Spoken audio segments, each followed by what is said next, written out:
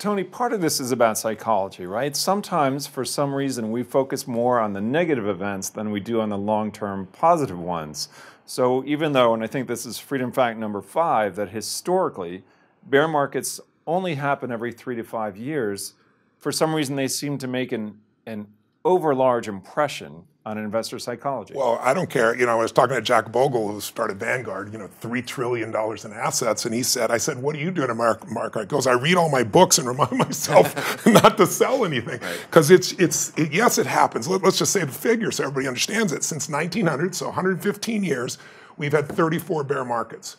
Since 1947, we've had 14. So overall, in 115 years, it's averaged every 3 years. In the last 50 years or so, it's averaged about 1 every 5 years. But the problem is that the average drop is 33%, right? And roughly a third of the time, the market drop is 40% or more. Well, when you lose, at least on paper, in your head, that's still the part of our brain that allows us to go into fight or flight, that survival mechanism, is triggered by money issues. They've done MRIs and shown it as if literally your life was being threatened.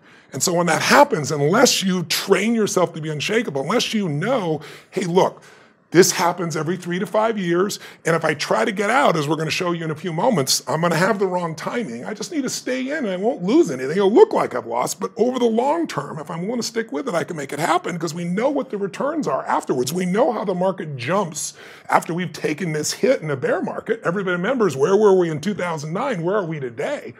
But what's really important to know is that in the midst of all this, these bear markets last on average a year. There's a few times when they're a couple of years, but usually on average it's a year. So a year really is, any other business, if you could get a Ferrari for 50% off, you would be pretty excited, right? But this is the stock market's the only place in the world when things go on sale where people freak out. And what you want to be is the unshakable. When everyone else is in turmoil, you want to go, this is the greatest opportunity of my life. Let me get these things now because they're going to go back up in value. Because historically, that's what's happened in the US markets for 200 years, 2 centuries. No matter what you do, American business seems to find a way to resolve and become more profitable. Whatever you do, part of that is our population grows. Part of that is inflation. And so the combination of these factors and our increased productivity as a society, which keeps growing, especially with technology, allows these markets to continue to grow. So it's going to happen every 3 to 5 years.